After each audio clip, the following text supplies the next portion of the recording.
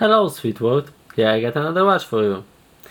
This is a Breitling Chronomat, probably the most recognizable model of Breitling brand, produced for many years in different variations of material, color and size.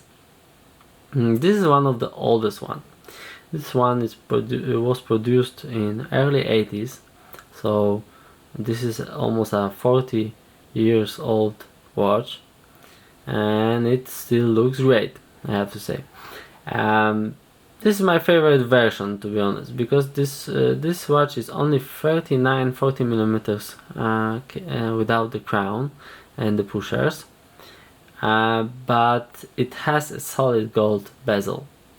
There were also versions with solid gold readers and gold plated pushers and the crown, whole stainless steel, but this is my favorite version. And as for many people, 39 millimeters could sound a bit small, but I would say this gold bezel compensates me the size of it, and I really like it. I have no problem wearing it. And nowadays I have to say the trend is that the smaller watches are the prices of smaller watches are rising, and people tend to like more smaller watches than those really big ones, especially like modern Breitlings like Super Avenger, when you have 48 millimeter size without the crown, for sure aren't for everybody. This watch also isn't for everybody, but I would say everybody can wear it, so it's more versatile, and everybody, I would say, also can enjoy it because it looks great.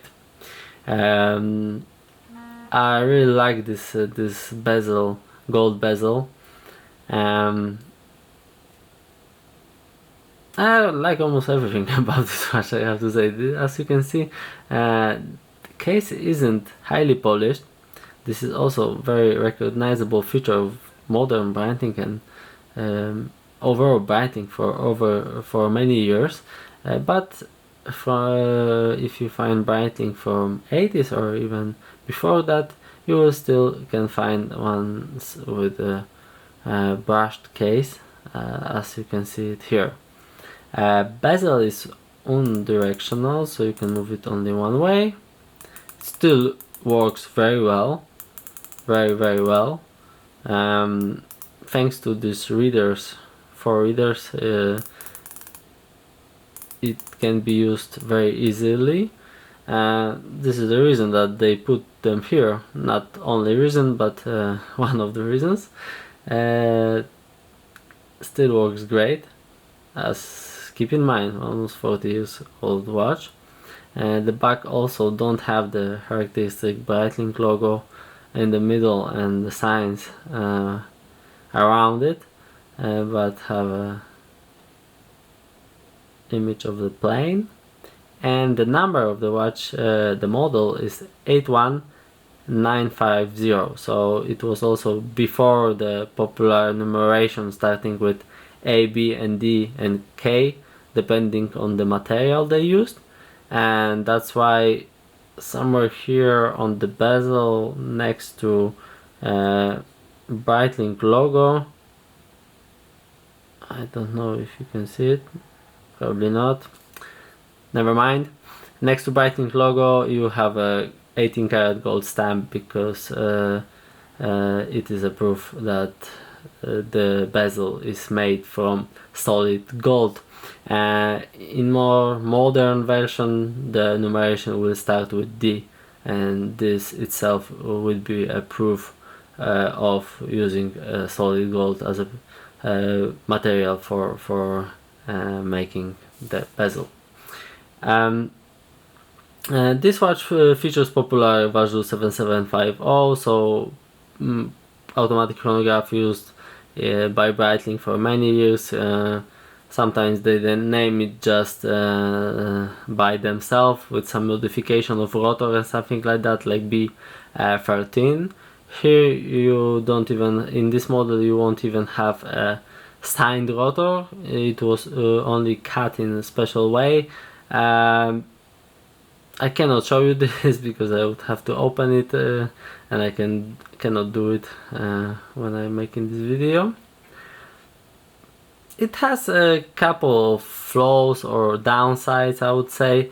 One of them is the dial. It's a bit grayish because dial is black, but maybe it was 40 years ago, but nowadays it's a bit gray, so not the best intensity of black. I like the subdials. They aren't like multi-level or something, but they catch light a bit, and I like them. I like the color, something between gold and orange. Also, the color of the bezel isn't like yellowish gold, but more like red gold, I would say. I don't know if it developed during the years, or it was like this, but I really like the color. It isn't like yellow, but more like red gold, more in orange tonation. The dial is a bit too simple for me. For example, you want to see here a rise logo or apply indexes like in more modern version. I will do a comparison and you will be able to see it how they develop during the 10 years period of time. But those couple of things maybe aren't annoying, but you can expect a bit better finish. But it was like this those days, and you have to keep in mind how old is this watch. Movement works great still without any problems. Start stop chronograph reset. Winding movement is really smooth. This is probably one of the best movements that you can almost do anything with it for many years, really. Especially those first versions of this movement, they were the best ones. Later, when they do some modification, they didn't work as good as those first ones.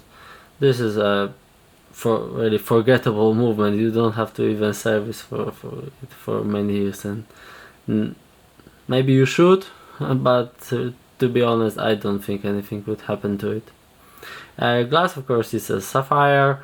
It had a bit of this also very recognizable feature of Breitling, this blue anti-reflecting coating, but it wears a bit over the years. You still can see probably on the inside of the crystal there's still a layer of this blue color, so it is still a bit anti-reflecting glass, but it isn't that much anymore. Okay, I will also show you how it looks on the wrist. I have a 17.5 centimeters wrist, so relatively small wrist, and this is a perfect size for me. I fitted a genuine crocodile strap just to compensate a bit for a lack of finish on the dial, because this is probably the only downside of this watch for me, but it's even hard to say this is a downside. This is a feature of this watch that could use some improvement, I would say, but it was like this 40 years ago, and I have to live with it. I have no problem, to be honest, with it. Standard tank Breitling buckle. Okay, so that's probably it. Breitling Chronomat with solid gold bezel from early 80s. Thank you, bye.